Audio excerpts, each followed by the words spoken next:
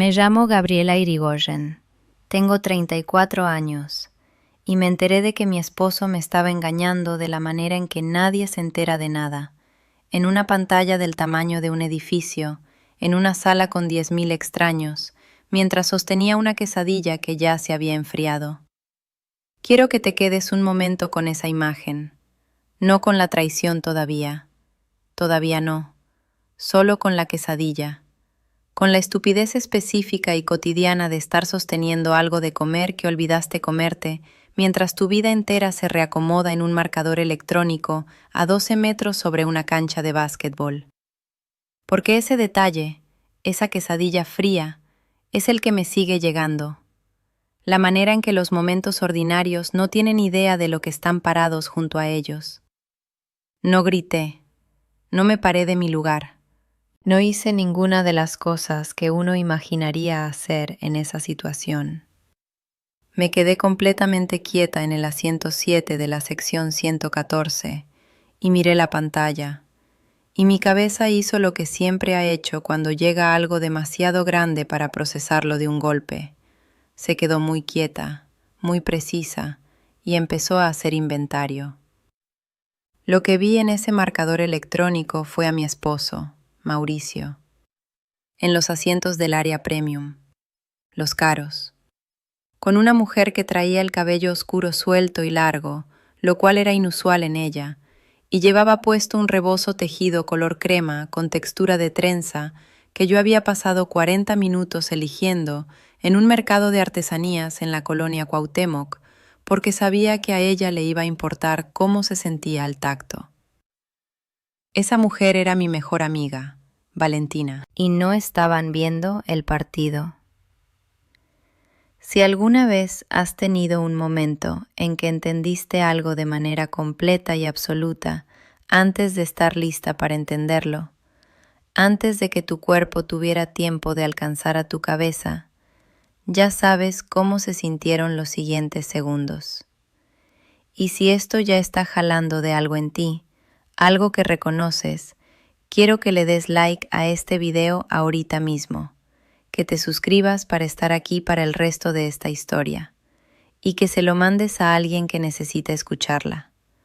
Porque lo que viene después me tomó 9 días, una hoja de cálculo y más compostura de la que yo sabía que tenía, y quiero que estés conmigo en todo. Ahora, déjame regresar al principio. Crecí en Querétaro, en el barrio de La Cañada, en una casa donde el amor era real, pero la presencia era negociable. Mi papá, Héctor, operaba maquinaria pesada en obras de infraestructura, lo que significaba que se iba semanas, a veces un mes y medio, y luego regresaba de manera súbita y enorme, ruidoso, cariñoso, lleno de historias de lugares a los que nunca habíamos ido, trayendo regalos que en el fondo eran disculpas disfrazadas de atención. Mi mamá, Consuelo, sostenía todo desde una mesa instalada en la sala, donde llevaba la contabilidad de la ferretería de mi tío. Mantuvo las luces encendidas y nunca, ni una sola vez, nos dejó sentir el peso completo de lo que eso le costaba. Soy la del medio. Mi hermano Rodrigo, el mayor, tenía el encanto de mi papá y el carácter de mi mamá, y una manera de llenar un cuarto que hacía que los adultos le sonrieran antes de que dijera algo. Mi hermana Sofía, la menor, era la consentida, protegida con la indulgencia particular que les dan a las hijas chicas en todas partes. Y luego estaba yo, la que administraba las cosas, la que notaba cuando la leche se estaba acabando, cuando el recibo de la luz llevaba 3 días sobre la mesa sin abrirse, cuando los hombros de mi mamá empezaban a subirse hacia sus orejas de esa manera que ella no notaba que hacía. Era la del medio invisible, la que no pedía nada, porque no pedir nada era la única manera que había encontrado de ser útil. Quiero contarte de una noche específica cuando tenía 12 años. Mi papá había regresado de una obra con un reloj nuevo y una historia sobre un proyecto en San Luis Potosí que tenía un hueco de 2 semanas en el centro que nadie mencionó. Yo estaba parada en el vano de la puerta de la cocina, viendo a mi mamá en el fregadero, de espaldas, hombros rígidos, manos en el agua, y entendí algo que ninguna niña de 12 años debería tener que entender, que ella ya sabía lo que hubiera que saber, y había decidido no preguntar porque preguntar requería actuar, y actuar requería un tipo de destrucción que no sabía cómo sobrevivir. Esa noche tomé una decisión, parada en ese vano de puerta. No tenía palabras para ponerle, pero la sustancia era: yo siempre voy a mirar las cosas de frente, sin importar lo que me cuesten. Cargué esa promesa durante 22 años, y luego casi la rompí. Porque lo que nadie te dice es que a veces lo más difícil de mirar de frente es lo que está parado justo en medio de tu propia vida, con la cara de tu esposo. Esto es lo que construí, para que entiendas qué estaba en juego. Me pagué parte de la carrera en comunicación organizacional en la UAQ, trabajando como recepcionista de turno tarde en un hotel boutique en el centro histórico, lo cual, pensándolo ahora, tiene una ironía enorme. Y me tardé 5 años en lugar de 4, porque en mi tercer año mi mamá tuvo una crisis de salud y alguien tuvo que coordinar médicos y seguimiento y el cuidado de Sofía, y ese alguien fui yo. No me quejo de eso, lo volvería a hacer. Pero quiero que sepas que nada de lo que tengo como adulta me fue dado. Cada cosa que tengo la construí poniendo atención, apareciendo, y negándome a dejar que las cosas se cayeran por las grietas. Me convertí en gerente de cuentas senior en una agencia de comunicación corporativa en Santa Fe, Ciudad de México. El tipo de colonia donde los edificios tienen nombres en inglés, y en las juntas siempre hay café de especialidad en vasos de cartón con el logo de algo artesanal. Manejaba 8 cuentas de clientes. Detectaba errores en contratos antes de que los abogados los vieran. Era la persona en la sala que recordaba lo que se había dicho en la junta de 6 semanas atrás que todos los demás habían olvidado. El trabajo era el lugar donde era más completamente yo misma. No porque amara la comunicación corporativa como concepto, sino porque amo la arquitectura de resolver problemas, y era muy buena en eso. Me casé con Mauricio Vega a los 29, después de 2 años de noviazgo. Era de hombros anchos y fácil en situaciones sociales, con una calidez que se sentía, en ese momento, como seguridad. Su familia era de Guadalajara, el tipo de familia donde las casas son grandes, los coches son del año correcto y el silencio es una forma de comunicación. Y tenía la confianza específica de un hombre al que nunca le habían dicho que era ordinario. Eso me atraía. Quiero ser honesta sobre eso. Me atraía porque yo había pasado toda mi vida siendo la del medio invisible, y aquí había alguien que se movía por los cuartos como si perteneciera en todos, y cuando me miraba, me sentía visible. Si alguna vez elegiste a alguien, en parte porque te hacía sentir vista, y luego pasaste años dándote cuenta lentamente de que su atención era una actuación más que una presencia, creo que vas a entender lo que quiero decir cuando digo que yo había sabido que algo andaba mal durante aproximadamente 4 meses antes de que el marcador electrónico hiciera imposible seguir archivándolo. Quiero contarte algo sobre esos 4 meses, porque creo que importa. No soy una persona que se le escapan las cosas, las cacho. Eso es literalmente en lo que está construida mi vida profesional. Pero hay un tipo particular de no ver que no es estupidez ni ceguera. Es una decisión que se toma por debajo del nivel de la conciencia, una decisión de seguirle poniendo masilla a una grieta porque no estás lista para saber qué tan profunda va. Eso estaba haciendo yo. Estaba haciendo exactamente lo que mi mamá hacía en el fregadero. Y creo que, en algún lugar al fondo de mi cabeza, lo sabía. Valentina había sido mi mejor amiga durante 7 años. Nos conocimos en un evento de trabajo. Ella era fisioterapeuta, yo llevaba 3 meses en la agencia, y terminamos en la misma mesa alta, tomando el mismo mal vino blanco y hablando durante 3 horas, sin notar que el salón se había vaciado casi por completo. Era cálida, de la manera de alguien que había aprendido la calidez como estrategia de supervivencia, lo cual yo entendía porque yo había hecho lo mismo, solo que diferente. Recordaba los detalles. Aparecía. Era la persona a la que yo habría llamado si todo se hubiera derrumbado. Quiero que te quedes un momento con eso. Era la persona a la que habría llamado. No la llamé. Y esto es lo que hice en cambio. Camila Reyes, 27 años, coordinadora junior en mi agencia, cabello castaño rojizo y rizado que se veía desde el otro extremo del estacionamiento, tocó el marco de la puerta de mi oficina una semana antes del partido con 2 boletos cortesía de un cliente para un juego en la Arena Ciudad de México y una cara que hacía imposible decir que no. Casi dije que no de todas maneras. Tenía una presentación que revisar, estaba cansada. Mauricio supuestamente estaba en Monterrey en un viaje de trabajo, y algo quieto en mí pensaba que debería quedarme en casa, donde la casa se sentía segura. Pero llevaba demasiados martes comiendo sola, y Camila me estaba mirando con la energía específica de alguien que genuinamente quería mi compañía, y no lo estaba actuando, y dije que sí. Mauricio llamó a las 6 de la tarde, desde lo que describió como el bar del hotel en Monterrey. Ve a divertirte, me dijo, te lo mereces. Había estado diciéndome cosas así últimamente, pequeños permisos generosos, el tono de un hombre que necesitaba que yo estuviera en algún lugar que no fuera donde él estaba. Noté eso. Lo archivé. Me dije que no significaba nada. Debería haber sabido, en ese momento, que un hombre que quiere que su esposa tenga una buena noche es una cosa. Un hombre que necesita que su esposa esté ocupada, eso es algo completamente diferente. La arena estaba llena de ese ruido específico que vives en el pecho más que en los oídos.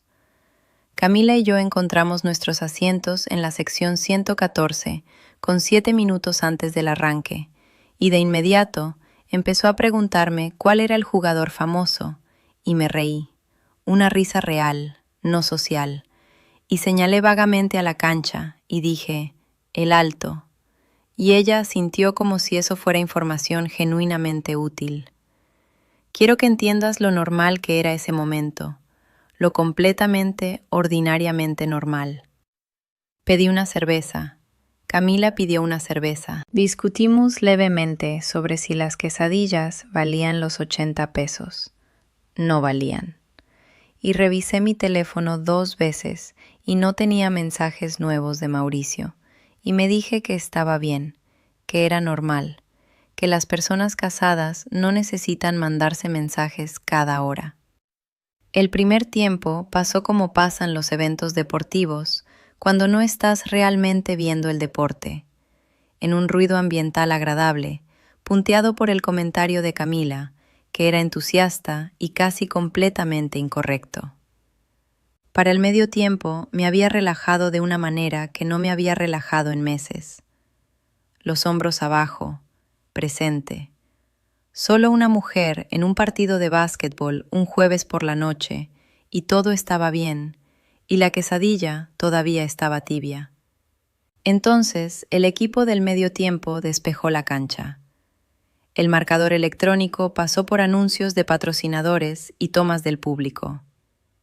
La mascota hizo algo indigno cerca de la mesa de anotadores. Y luego la cámara encontró el área premium, la sección 102, los asientos caros, y se posó en una pareja en pleno beso, como hacen las cámaras de los marcadores, esperando la reacción del público. El público reaccionó. Vi primero la sudadera tipo quarter zip en gris jaspeado. El cabello castaño ligeramente corrido hacia la derecha.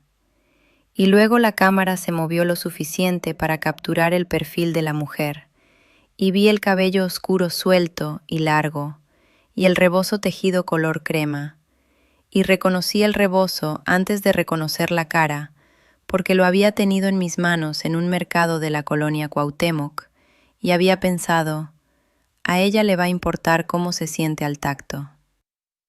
Camila hizo un sonido a mi lado como si alguien le hubiera sacado el aire del cuerpo. Yo no hice ningún sonido. Me quedé en el asiento 7 y miré la pantalla hasta que la cámara cortó a otra cosa. Y luego miré el espacio donde había estado la imagen y mi cabeza precisa, que hace inventario, que cacha los detalles, empezó a hacer lo que sabe hacer. Pienso en lo que significa ver algo así en público, rodeada de extraños que no tienen idea de lo que acaban de presenciar. Gente aplaudiendo el beso, porque para ellos era entretenimiento, un poco de romance en el medio tiempo, algo a qué señalar y sonreír. Y ahí estoy yo en la sección 114, sosteniendo una quesadilla, rodeada de 10.000 personas que no saben mi nombre, y nunca en mi vida me he sentido más sola. Me pregunto si alguna vez has estado en un momento así, donde algo enorme ocurre y el mundo sigue girando alrededor de ello, completamente ajeno, y tú eres la única que entiende el tamaño de lo que acaba de cambiar. ¿Alguna vez tuviste que mantener la cara completamente quieta mientras algo adentro de ti se estaba deshaciendo? Escríbelo en los comentarios. Lo digo en serio, leo cada uno, y creo que este tipo particular de soledad es algo que más gente entiende de lo que alguna vez habla. Camila se volteó hacia mí. No actuó nada.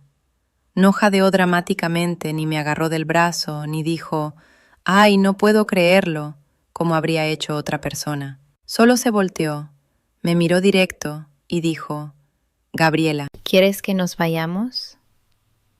No, dije, y lo decía en serio, porque afuera estaba el estacionamiento, y el estacionamiento era el mundo real, y en el mundo real tendría que ser una mujer cuyo esposo estaba en los asientos premium besando a su mejor amiga. Aquí adentro, por unos minutos más, todavía podía ser solo una mujer viendo un partido de básquetbol. Necesitaba esos minutos. Los tomé. Saqué el teléfono. El marcador electrónico volvió a recorrer las secciones, y cuando se acercó lo suficiente al asiento 2, tomé una foto de la pantalla. Mis manos estaban completamente quietas. Noté que mis manos estaban quietas de la manera en que notas cosas extrañas y específicas cuando tu mente ha cambiado de velocidad. La velocidad que está más allá de la emoción y dentro de la función. Camila nos compró 2 cervezas sin anunciar que lo iba a hacer. Puso una frente a mí y no dijo nada. Eso fue exactamente lo correcto y no lo he olvidado. Para el tercer cuarto, yo había hecho lo siguiente, en silencio, sin moverme, mientras el partido seguía adelante. Había contado 14 meses hacia atrás y empatado cada viaje de trabajo que Mauricio había mencionado con cada vez que Valentina había estado no disponible, distraída o simplemente un poco en otro lado. Había recordado un domingo por la mañana, 8 semanas antes, en que Valentina vino a tomar café y traía un perfume que nunca le había olido, algo más cálido, más deliberado, y parecía una persona cuyos pensamientos seguían yendo a otro cuarto. Había pensado, en ese momento, que debía estar conociendo a alguien nuevo. Me había dado gusto por ella. Genuinamente, calurosamente, me había dado gusto.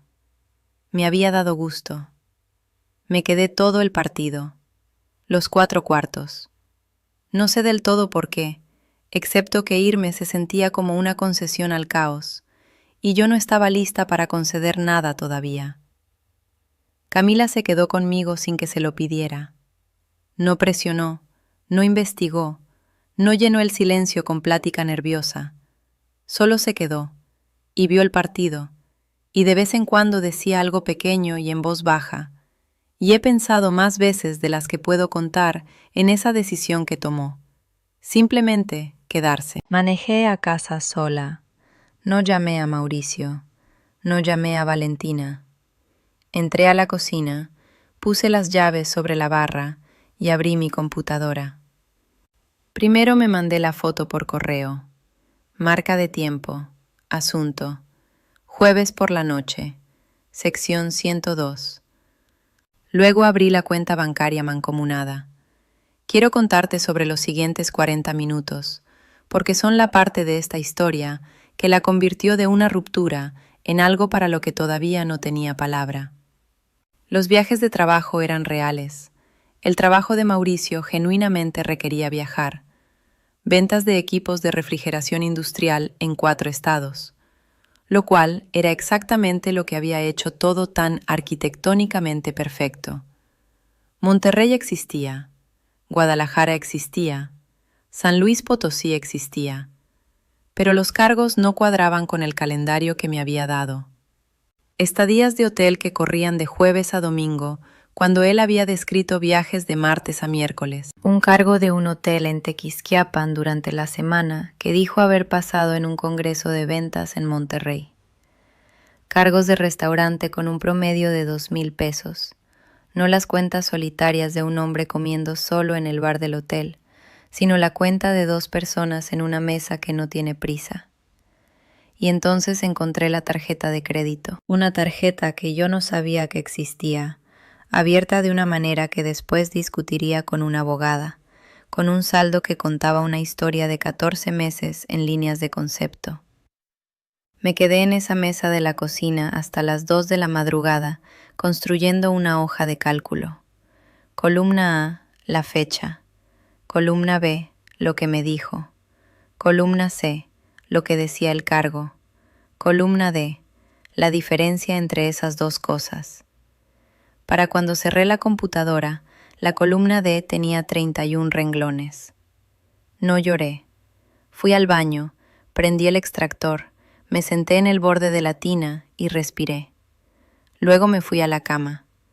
Me quedé acostada en la oscuridad en mi lado del colchón y pensé en mi mamá en el fregadero y pensé, este es el momento.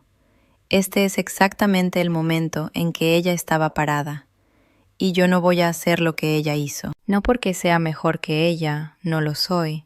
Ella sostuvo a nuestra familia con las manos desnudas y la voy a amar por eso hasta que me muera. Sino porque me prometí algo en el vano de esa puerta cuando tenía 12 años y lo voy a cumplir. Voy a mirar esto de frente. 2 días después del partido, Valentina llamó, 3 veces en 2 horas, lo cual no era inusual en ella. Miré el teléfono sonar con la sensación de estar viendo algo desde el extremo equivocado de un telescopio, familiar en forma, pero muy lejano. A la tercera llamada contesté. Hola. Su voz era cálida, un poco apresurada, la voz que había conocido durante 7 años. Te he estado marcando. ¿Estás bien? Te noto callada. Estoy bien, dije. Mucho trabajo. Ah, ok, dijo. Una pausa. Apenas media cuenta de más. ¿Segura? Segura. Oye, ¿cómo estuvo tu fin de semana? Ay, tranquilo. Me quedé en casa básicamente. Vi una película malísima, ya sabes. Se quedó en casa, tranquilo.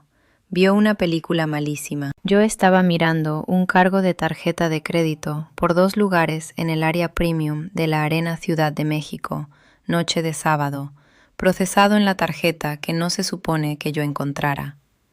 Sí, dije, ya sé. Mantuve la voz completamente plana. No porque esté hecha de piedra. Estaba apretando el borde de la barra de la cocina con suficiente fuerza como para que mis nudillos estuvieran blancos, sino porque ya había decidido. No iba a moverme todavía. Iba a construir el panorama completo primero.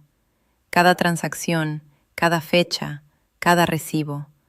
La arquitectura entera, mapeada y documentada, antes de decirle una sola palabra a ninguno de los dos.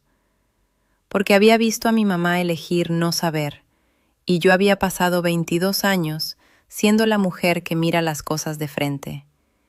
Y si iba a volar mi matrimonio y mi mejor amistad en la misma noche, lo iba a hacer con una carpeta llena de evidencia y el número de una abogada ya guardado en mis contactos. Lo iba a hacer bien. Llamé a la abogada un lunes por la mañana, desde mi coche, en el estacionamiento subterráneo de mi oficina. Me senté en la oscuridad del nivel 2 con el motor apagado y busqué abogadas de derecho familiar en la Ciudad de México en el teléfono, y elegí una basándome en las reseñas y en una línea específica en la descripción de su despacho que decía: especialistas en casos donde la información patrimonial ha sido incompleta o deliberadamente opaca. Esa línea específica y precisa. Llamé antes de subir. Tenía cita para el jueves. Se llamaba licenciada Patricia Mondragón Ruiz, 51 años, cabello gris plateado en un chongo bajo, y esa calidad particular de alguien que ha escuchado todas las versiones de todas las historias y no le sorprende ninguna, y no le resta peso a ninguna. Me senté frente a ella en una sala de reuniones con un vaso de agua que no toqué y le conté lo que había encontrado. Deslicé la hoja de cálculo sobre la mesa. La miró aproximadamente 90 segundos sin hablar y luego levantó los ojos hacia mí y dijo: ¿Cuánto tiempo le llevó construir esto? Una noche, dije. Asintió despacio. Bien, dijo. Esto es lo que vamos a hacer. Quiero contarte sobre los 9 días entre el partido y la confrontación, porque desde afuera probablemente parecían nada. Fui al trabajo, contesté correos, tuve una llamada de cliente el miércoles sobre una campaña de actualización para un grupo hospitalario regional y detecté un error en la compra de medios que les ahorró 300,000 pesos y mi jefe dijo: Gabriela, no sé cómo le haces. Y yo sonreí y dije: solo pongo atención. Comí. Dormí, no bien, pero suficiente. Le llamé a mi mamá el domingo como siempre hago, y hablamos 32 minutos sobre el perro nuevo del vecino y una receta que había adaptado de una revista. Y no dije ni una palabra de nada de esto. Lo que en realidad estaba haciendo, debajo de toda esa superficie ordinaria, era construir. Transferí documentación a una cuenta de correo privada que creé solo para este propósito. Llamé a mi banco personal e hice preguntas específicas sobre el proceso para separar activos de una cuenta mancomunada. Regresé 14 meses de estados de cuenta y los crucé con los reportes de gastos de Mauricio, los que presentaba a su empresa, a los que yo tenía acceso a través de una carpeta compartida de Drive que nunca pensó en restringir. Los reportes de gastos contaban una historia. La tarjeta contaba otra. La diferencia entre ellas era una tercera historia completamente, y era la más cara de las tres. Le dije a una sola persona. Le llamé a Camila el 9º día, en la noche, desde mi terraza con una taza de té enfriándose en las manos. Le conté todo: el marcador electrónico, la hoja de cálculo, la abogada, la tarjeta, los 31 renglones en la columna D.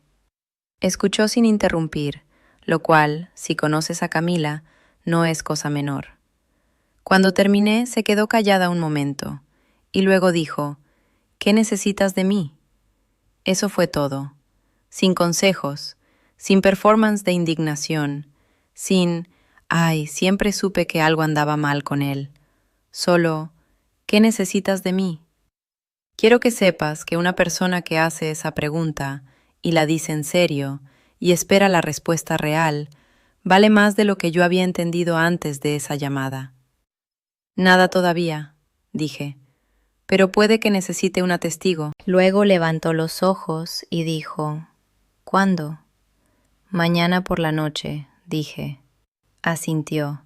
No dijo: ¿estás segura? Ni a lo mejor espera un poco, ni ¿han pensado en ir a terapia de pareja? Solo asintió, se levantó y puso la tetera a calentar, y eso fue la cosa más útil que alguien había hecho por mí en 2 semanas. Necesito contarte algo sobre la noche anterior, porque creo que la noche antes de una confrontación como esta tiene su propia historia, y nadie nunca la cuenta. Sofía ya estaba dormida. Yo estaba sentada sola en la mesa de la cocina con un vaso de agua y la carpeta física que había armado impresa, organizada en secciones con clips metálicos, porque soy el tipo de persona que usa clips metálicos. Y no la estaba revisando. Me sabía cada página. Me la había sabido durante días. Solo estaba sentada con ella, de la manera en que uno se sienta con algo antes de cargarlo a algún lugar. Pensé en lo que Valentina me había dicho una vez, en una de nuestras mañanas de café de domingo, sobre el tipo de mujer que más admiraba. Había dicho, alguien que sabe lo que vale y no lo negocia hacia abajo por la comodidad de nadie. Estaba hablando de la esposa de un paciente, alguna historia de la clínica, y yo había sonreído y dicho, sí, exacto, y habíamos chocado nuestras tazas de café como si fuera un brindis. Me había dicho eso, y luego había ido a su casa y le había mandado un mensaje a mi esposo. Me quedé con eso durante mucho tiempo, no con rabia. La rabia había pasado por mí en las primeras 48 horas y se había asentado en algo más quieto y más estructural. Me quedé con el duelo específico de perder a la persona a la que habrías llamado. Porque aquí está lo que nadie te prepara para enfrentar. Cuando tu esposo te traiciona, pierdes un matrimonio. Cuando tu mejor amiga te traiciona al mismo tiempo, pierdes el lugar al que habrías ido para sobrevivir perder el matrimonio. Y esa segunda pérdida, la pérdida de la salida, es en algunos sentidos la que cuesta más. Si eso te cayó en algún lugar real, si sabes lo que es que el piso y la salida de emergencia desaparezcan al mismo tiempo, dale like a este video. Es algo pequeño, pero cuando estás contando una historia tan difícil como esta, saber que alguien está realmente del otro lado significa más de lo que puedo explicar. Suscríbete si todavía no lo has hecho. Necesito que estés aquí para lo que viene. Cerré la carpeta. Me fui a la cama. Dormí 4 horas. No buen sueño, pero sueño honesto. El sueño de alguien que dejó de fingir. Mañana iba a mirar todo de frente y iba a mantener ambas manos quietas mientras lo hacía. Mauricio no sabía lo que se venía. Quiero ser clara sobre eso, porque importa para entender cómo se desenvolvió la siguiente hora. Llegó a casa del trabajo el miércoles por la noche de la manera ordinaria. Llaves en el gancho junto a la puerta, chamarra sobre el respaldo de la silla, la pequeña coreografía doméstica de un hombre que creía que estaba regresando a un puerto seguro. Dijo mi nombre cuando entró. Le contesté desde la cocina. Entró y me vio en la mesa, y vio la carpeta, y su cara hizo algo que yo no había esperado. No se quedó en blanco, se puso cuidadosa. Esa mirada cuidadosa me dijo todo lo que necesitaba saber sobre cuánto tiempo llevaba viviendo en 2 lugares al mismo tiempo. Un hombre que no tiene nada que esconder, no se pone cuidadoso cuando ve a su esposa sentada en la mesa de la cocina con una carpeta. Se pone curioso. Mauricio se veía como un hombre haciendo cálculos rápidos y privados. «Oye», dijo, «¿qué es todo eso?» «Siéntate», dije, «por favor». Se sentó. Puso las manos planas sobre la mesa, lo cual era algo que hacía cuando se estaba preparando para una conversación difícil. Una postura que reconocí de las 3 o 4 veces en nuestro matrimonio que habíamos hablado de algo genuinamente complicado. Se estaba preparando para manejarme. Podía verlo ocurriendo en tiempo real, y me costó algo verlo, porque significaba que este no era un comportamiento nuevo. Era una habilidad practicada. Me había estado manejando durante mucho tiempo. No le di apertura. Lo había decidido antes de que cruzara la puerta. Sin preámbulo, sin suavizar, sin «aquí está lo que necesito decirte». Solo los hechos, organizados, en el orden que contaba la historia más clara. Le dije que había contratado a la licenciada Mondragón. Le dije que había separado mis activos personales. Le conté sobre la hoja de cálculo. 31 renglones, 14 meses. La diferencia entre lo que dijo y lo que decían los cargos. Le conté sobre la tarjeta de crédito. Fui deslizando los estados impresos sobre la mesa una sección a la vez, como cuando presentas diapositivas en una junta, dejando que cada uno tuviera un momento para asentarse antes de pasar al siguiente. Luego le dije que sabía lo de Valentina. Luego puse la foto del marcador electrónico sobre la mesa y junto a ella la foto de la pantalla de su teléfono. ¿Ya te dijo algo? Necesito saber si ya sabe. Pasó por 4 expresiones en menos tiempo del que tarda describirlas. Confusión, genuina, por alrededor de un segundo, porque no había esperado la carpeta. Luego reconocimiento. Luego algo que parecía culpa, pero tenía la textura del cálculo por debajo.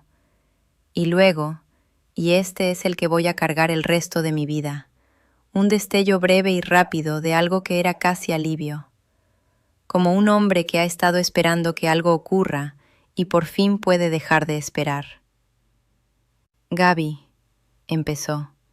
Su voz era suave. Sus ojos estaban haciéndolo cálido y fácil, lo que yo había pasado 5 años interpretando como amor, y ahora entendía que era simplemente una herramienta que había nacido sabiendo usar. No te estoy pidiendo que expliques, dije.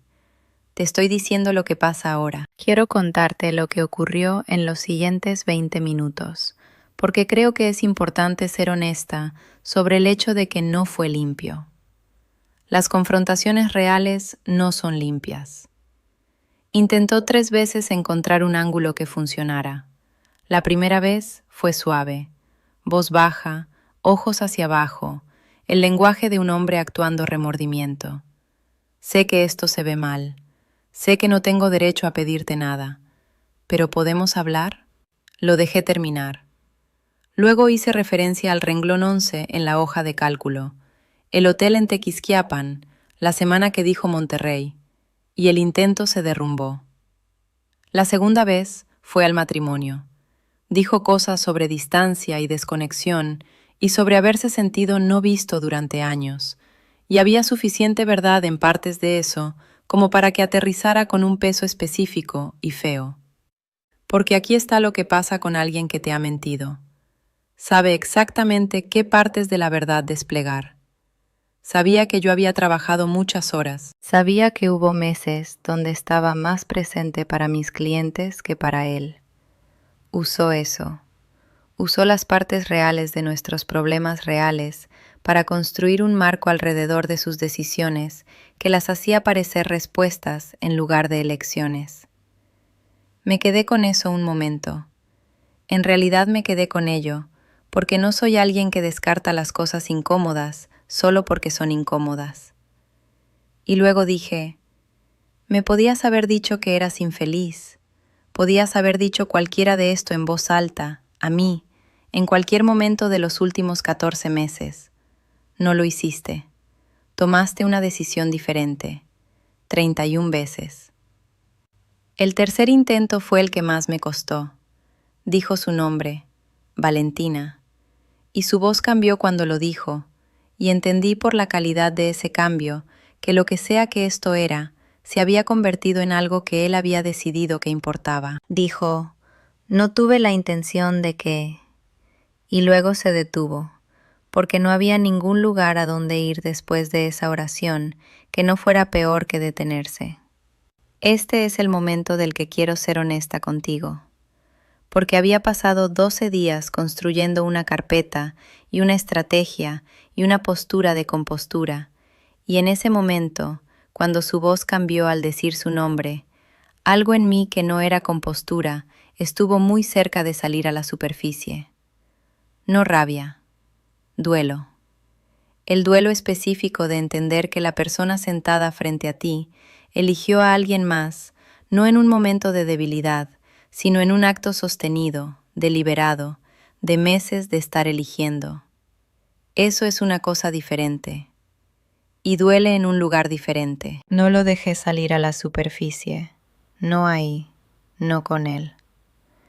Sofía está en el cuarto de visitas, dije. Vas a hacer una maleta esta noche y te vas a quedar en otro lugar. La abogada te contacta la próxima semana. Me miró durante un momento largo.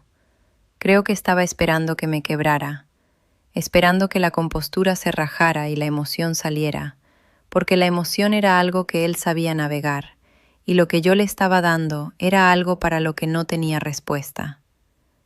Luego se empujó hacia atrás de la mesa y fue al cuarto, y yo me senté en el sillón y escuché los cajones abrirse y cerrarse. Terminó en 12 minutos. Cruzó la sala con una maleta al hombro y se detuvo en el vano de la puerta y me miró una vez más. «Lo siento», dijo. «Lo sé», dije, y se fue. La puerta se cerró y la casa quedó muy quieta.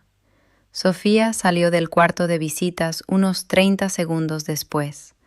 Había estado sentada justo del otro lado de la puerta, lo cual yo no le había pedido, pero que era exactamente correcto, y se sentó a mi lado en el sillón y no dijo nada. Nos quedamos ahí juntas en el silencio durante mucho tiempo. Afuera, escuché su coche arrancar. Lo escuché salir en reversa del estacionamiento. Lo escuché irse. No me sentí victoriosa. Quiero ser honesta sobre eso, porque creo que hay una versión de esta historia donde la mujer con la carpeta se pone de pie y la música sube y se siente poderosa y libre. Eso no fue lo que sentí. Me sentí cansada de una manera que llegaba hasta el fondo, cansada y vaciada, y sentada en una casa que tenía el silencio específico de un lugar que acaba de cambiar de manera permanente. Sofía puso su mano sobre la mía en el cojín del sillón. No la apretó, ni la frotó, ni hizo nada con ella. Solo la puso ahí. Con eso fue suficiente. La conversación con Valentina ocurrió 3 días después. Mi decisión, mi tiempo. Porque había algo que necesitaba de ella que el proceso legal no podía darme, que era la oportunidad de mirarla de frente de la manera en que me había prometido que siempre miraría las cosas de frente. Ella me llamó. Dejé que fuera al buzón, escuché el mensaje, su voz cuidadosa y buscando algo. «Gabriela, por favor, solo necesito saber que estás bien». Y luego le devolví la llamada. Lloró casi de inmediato. Lágrimas genuinas, creo. No actuadas, no estratégicas. Solo el desahogo de alguien que ha estado cargando algo muy pesado y por fin le dieron permiso de soltarlo. Dijo cosas que probablemente eran verdad y que también no cambiaban nada. Que no había tenido la intención de que ocurriera, que había intentado parar, que se odiaba a sí misma, que sabía que no había nada que pudiera decir. Y luego dijo, «Eres la persona más fuerte que conozco».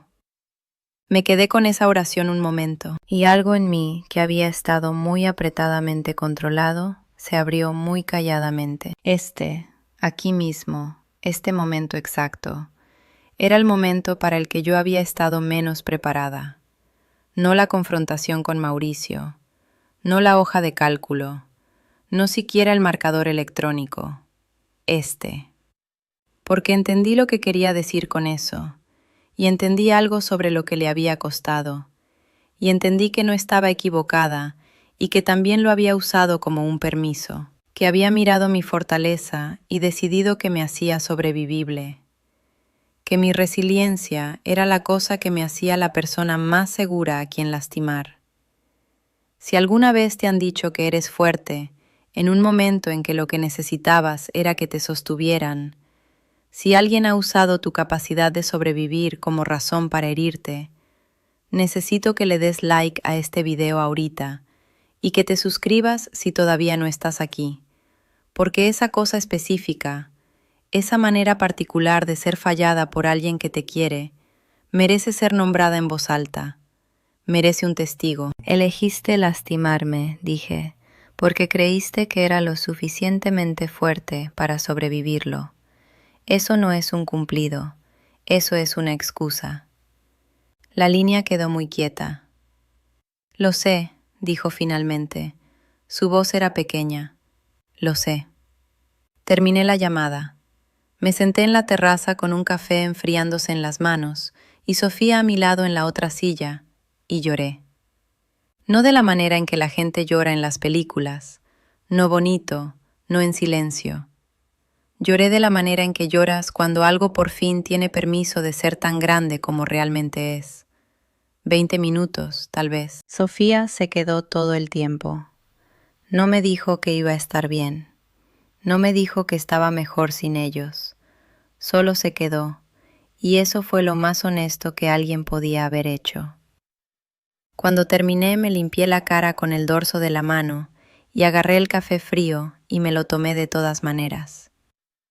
Hay algo que entendí sentada en esa terraza que no había entendido del todo antes. Toda mi vida había creído que mirar las cosas de frente era su propio tipo de fortaleza. Y lo es. Pero lo había estado usando mal. Lo había estado usando como armadura, como prueba de que podía tomar el impacto y seguir de pie.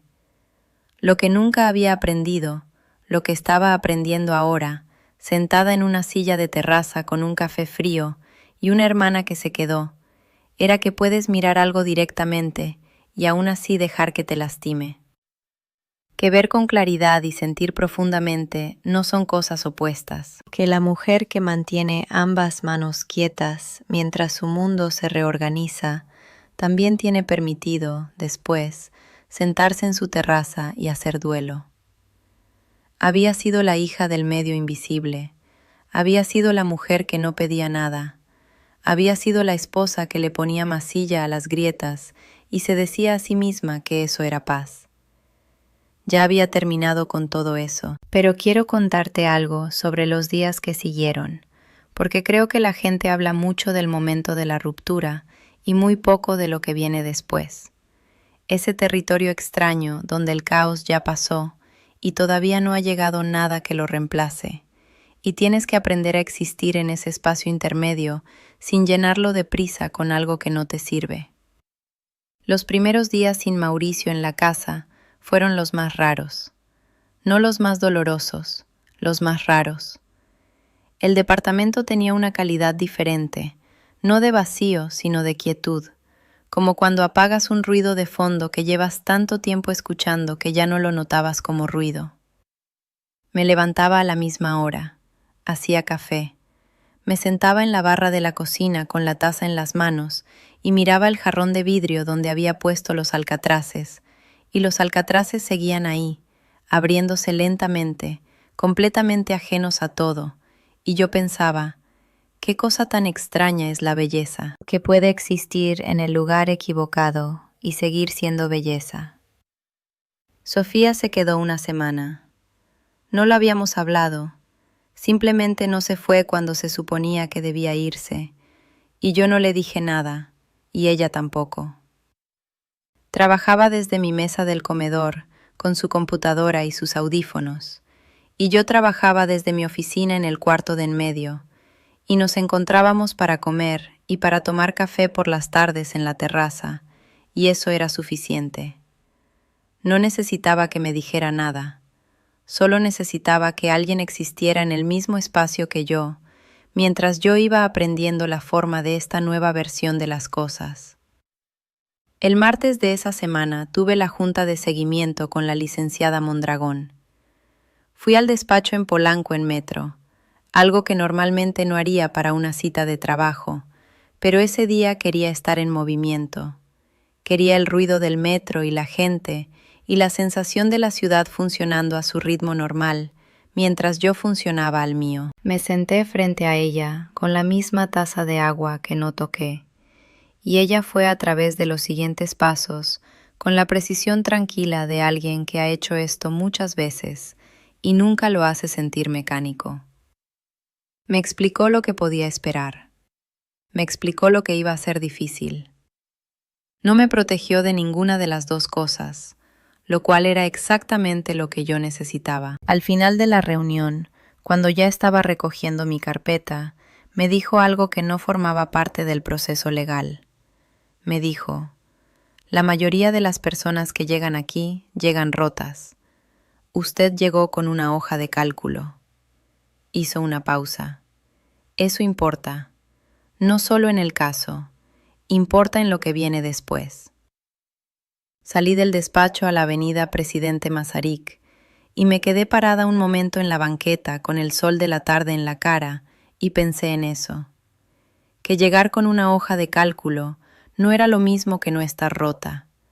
Era solo la manera en que yo me rompía, hacia adentro, en silencio, con columnas y renglones. Ambas cosas podían ser verdad al mismo tiempo. Eso también era nuevo para mí. Camila me mandó un mensaje ese mismo martes por la noche, sin preguntas, sin chisme, sin ¿cómo estás?, que en realidad quiere decir cuéntame todo. Solo, pasé por el mercado del Parque México y había tamales de rajas que olían increíble. El miércoles te dejo unos en la oficina. Y al día siguiente, ahí estaban, envueltos en papel de China, en una bolsa de tela, en el escritorio de mi oficina, con un post-it que decía, solo come algo rico hoy. Lo leí 2 veces. Lo guardé en el cajón de mi escritorio. Todavía está ahí. Quiero contarte algo sobre el trabajo durante esas semanas, porque el trabajo fue, de maneras que no anticipé, una de las cosas que me salvaron. No porque me distrajera, no me distrajo, o no completamente, sino porque era el lugar donde yo seguía siendo, sin negociación ni explicación, exactamente quién era. Entraba a una junta y sabía lo que sabía, revisaba un contrato y veía lo que había que ver. Esa continuidad, la de ser competente en algo, la de que tu criterio siga funcionando aunque tu vida personal se haya reorganizado por completo, es algo que nadie te dice que vas a necesitar, pero que necesitas profundamente. Hubo un momento, 3 semanas después del partido, en una llamada con un cliente del sector farmacéutico que llevaba meses difícil, donde detecté un problema en la estrategia de medios que nadie más había visto y propuse una solución en tiempo real, y el cliente dijo, sin grandilocuencia, simplemente, gracias, en esto confío en usted. Y algo en mí que había estado muy apretado se aflojó un poco, no porque necesitara la validación, o no solo por eso, sino porque me recordó que la persona que construyó ese criterio, que desarrolló esa manera de ver, era yo. Solamente yo. Nadie me la había dado y nadie me la podía quitar. Eso importa. Quiero que sepas que eso importa. Los procesos legales avanzan en su propio tiempo, que no tiene nada que ver con el tiempo emocional, y aprendes a vivir con esa disincronía. Hay semanas donde nada parece moverse, y semanas donde de repente hay 3 cosas que firmar y 2 cosas que decidir, y tienes que estar presente para todo, aunque por dentro estés todavía procesando algo de hace 15 días. La licenciada Mondragón era precisa, era directa, y nunca me trató como si necesitara ser protegida de la información. Eso lo agradecí más de lo que le dije. Mauricio y yo no volvimos a hablar directamente después de esa noche. Todo pasó a través de los abogados, que es la manera correcta, aunque al principio se siente extraña. Hablar de tu matrimonio en términos de activos y acuerdos y plazos, como si la vida compartida fuera un contrato que se liquida. Pero también hay algo honesto en eso. Al final, un matrimonio es también eso, una estructura. Y cuando la estructura está construida sobre algo falso, lo que te queda es aprender a desmantelarla sin destruirte en el proceso. Valentina no volvió a llamar después de nuestra conversación. Creo que entendió que no había más que decir, o al menos que yo no estaba lista para escucharlo, que es casi lo mismo. Hay personas con quienes el cierre no llega en una conversación grande y definitiva, sino en el silencio que sigue, en el espacio donde antes estaba algo y ahora no está, y tienes que aprender la forma de ese espacio sin llenarlo de prisa. Lo que perdí con Valentina no lo perdí de una sola vez. Lo perdí en pedazos pequeños, durante semanas, cada vez que ocurría algo gracioso, algo difícil, algo que habría sacado el teléfono para contarle. y recordaba que ya no era la persona a quien llamaba. Eso tiene su propio tipo de duelo que no se parece al duelo de perder el matrimonio. Es más silencioso, más cotidiano. Aparece en los momentos más ordinarios y te toma por sorpresa cada vez. Un domingo por la mañana, como 6 semanas después del partido, me levanté temprano y hice café y me senté en la terraza con el periódico que nunca termino de leer, y el cielo sobre la Ciudad de México estaba de ese color específico que tiene a veces en la mañana, gris rosado, como si todavía no hubiera decidido en qué tipo de día convertirse, y pensé, este momento está bien. No está bien en el sentido de que todo esté resuelto. Está bien en el sentido de que es real y es mío, y no hay nada en él que sea una mentira. Eso fue nuevo, y fue suficiente para ese domingo. Le llamé a mi mamá ese día, como siempre. Le dije lo que había pasado, toda la historia, por primera vez, sin resumirla ni protegerla de las partes difíciles. Hubo un silencio largo al otro lado de la línea cuando terminé. Y luego mi mamá dijo, con la voz quieta que usa cuando dice algo que ha pensado durante mucho tiempo: yo no supe hacer lo que tú hiciste. Sí supiste, le dije, hiciste otra cosa, y también nos sostuviste. Otro silencio. Luego, ¿estás bien? Voy a estar bien, dije, y lo decía en serio, no como performance, no como la respuesta que das para que la otra persona no se preocupe, sino como una evaluación honesta de la dirección en que estaban apuntando las cosas. Me parece que eso es lo más honesto que puedo decir sobre cómo se siente estar al otro lado de algo así. No que estés bien, no que estés libre y poderosa y que todo tenga sentido ahora, sino que vas a estar bien, que puedes ver la dirección, aunque todavía no hayas llegado, y que la dirección es real. Hay algo que la gente me pregunta cuando cuento esta historia, o la versión resumida que cuento en ciertas conversaciones, y es: ¿cómo supiste que era el momento de actuar? ¿Cómo supiste que ya era suficiente? Y la respuesta honesta es que no fue un momento de claridad súbita, fue una acumulación. Fue 31 renglones en una columna D. Fue una foto de un marcador electrónico tomada con manos quietas. Fue el mensaje de una contacto guardado como B, preguntando si yo ya sabía. Fue cada una de esas cosas apiladas con cuidado, una encima de la otra, hasta que el peso fue indiscutible, no porque yo lo decidiera, sino porque la evidencia ya no cabía en ningún otro marco. Pero si te soy completamente honesta, y para eso estamos aquí, el momento que más importó no fue ninguno de esos. El momento que más importó fue esa noche en la cocina, sola con la hoja de cálculo todavía abierta en la pantalla, cuando pensé en mi mamá en el fregadero y decidí que no iba a ser esa mujer. No porque mi mamá fuera débil, nunca lo fue, sino porque yo le había prometido algo a una niña de 12 años parada en un vano de puerta, y esa niña se merecía que yo lo cumpliera. Eso fue lo que me movió, no la rabia, no el orgullo herido, no la indignación de haber sido engañada, aunque todo eso estaba ahí. Fue esa promesa antigua, hecha en silencio, a mí misma, en una cocina de Querétaro a las 10 de la noche.